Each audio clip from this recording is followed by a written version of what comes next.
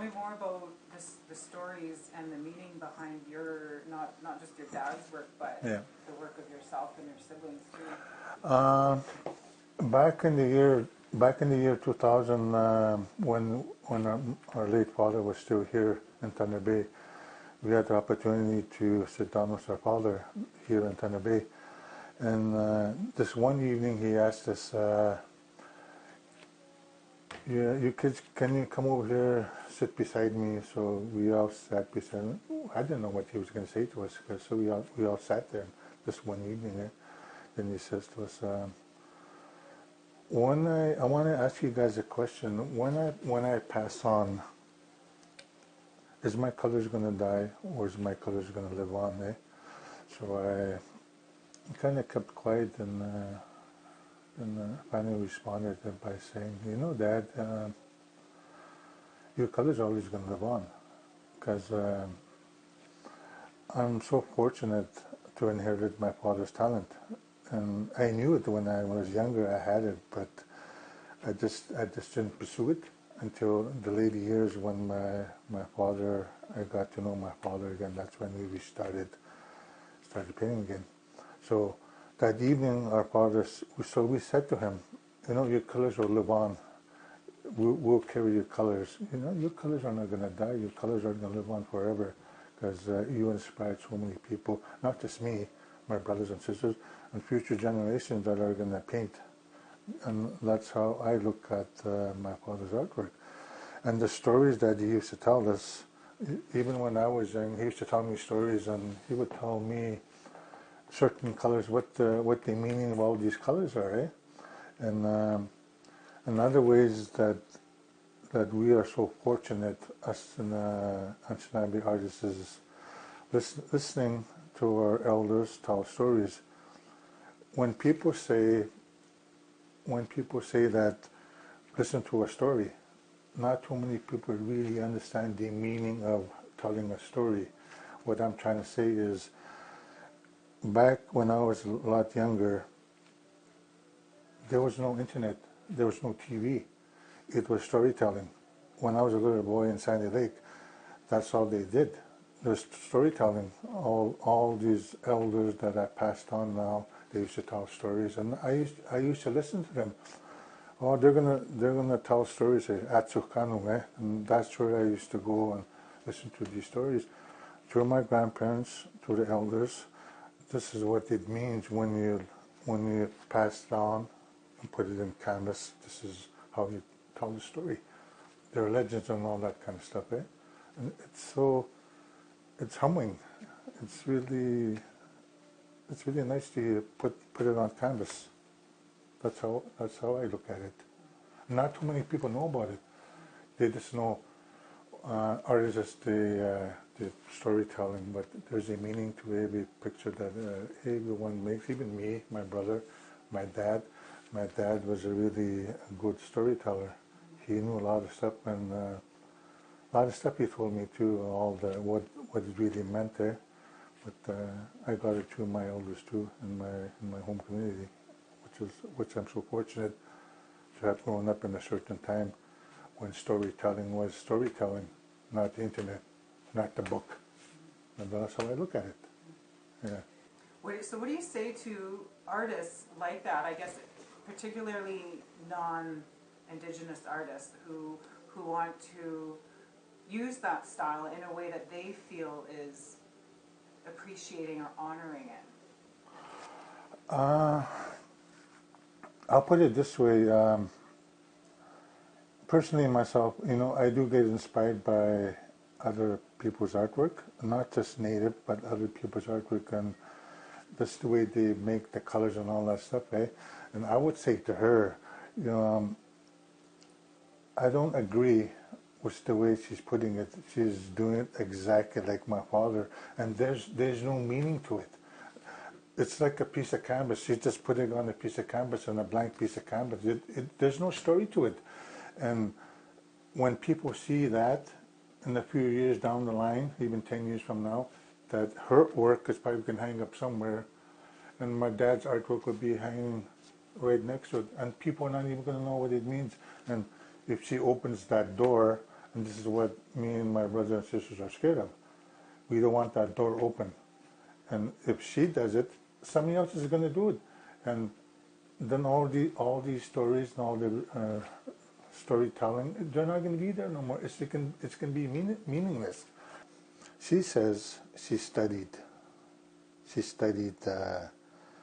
native culture and all this kind of stuff. You cannot teach an artist. You cannot teach an artist, regardless who you are. You have to be born to it. You have to know the story. Your elders have to teach you. That's where you get your stories from. Even me, that's where I get my stories from. My father, my grandparents, they're all deceased. All the elders that I knew in my lifetime. I knew all these really old people back in the 1970s, or the ones in Sandy. They were the ones that told me all these stories.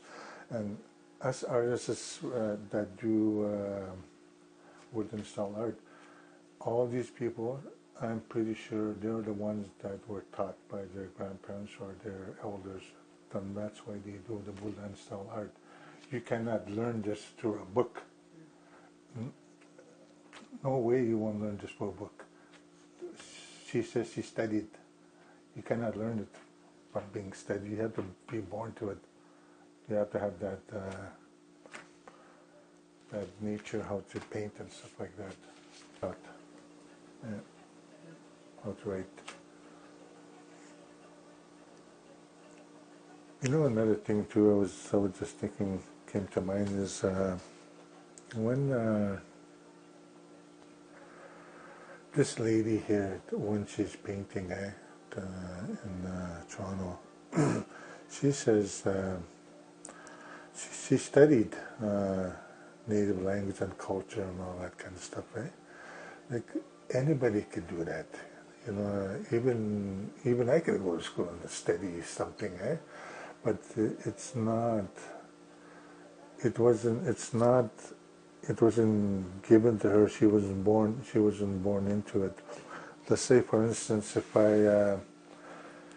These are the people that actually inspired me how to paint. Was when I was in high school, when I was in public school in Red Lake.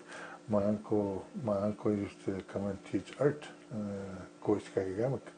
He used to come and teach art to the students, and there I was, as a little boy. And he's one of the people that inspired me how to paint. He's the one that actually, he's another person that planted that seed in me how to draw, and that's what kind of got me going too. And it was my father too that put that seed in me how to draw, and just telling me. It was another thing that I wanted to say. And for her to actually start drawing like that it's not right to me, because she wasn't born into it. That's another thing I wanted to say, because she's copying, and this is what me and my sister said. This lady should actually get her own style to stop what she's doing. And then I said that. My two sisters said that. She's actually do her own. Since she's a good artist, she's actually do her own thing.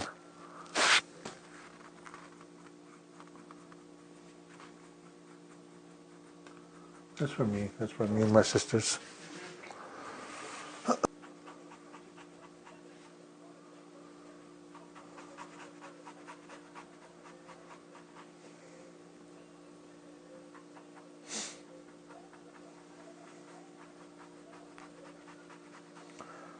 I used to look at my father when I was younger. I used to be standing right here, and that would be him. I was going like this. Hey, what are you doing? What are you doing? What does that mean? All that kind of stuff. Of course, he would tell me. But this is this color. You see this thing here? That's what that means. And he would show me how to do this kind of stuff. And that's why I'm so fortunate to I actually see my father teach me how to draw. Not too many have that opportunity to see their parents actually draw, and that's why I'm so happy. That's why I'm so happy to have actually inherited my father's talent. It's a blessing. I like it. to create your own stuff.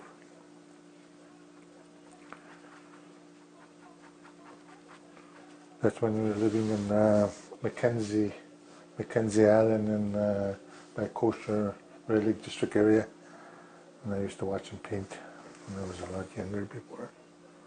And he would usually tell me what they meant, what they meant, the colors and all that kind of stuff, eh? Like for instance, yellow, like it's for when you're humble, eh? That's what yellow means, and masculine colors is just like red and blue, eh? That's what all these little colors that just pop into mind, and I usually try to use these colors when I do my artwork.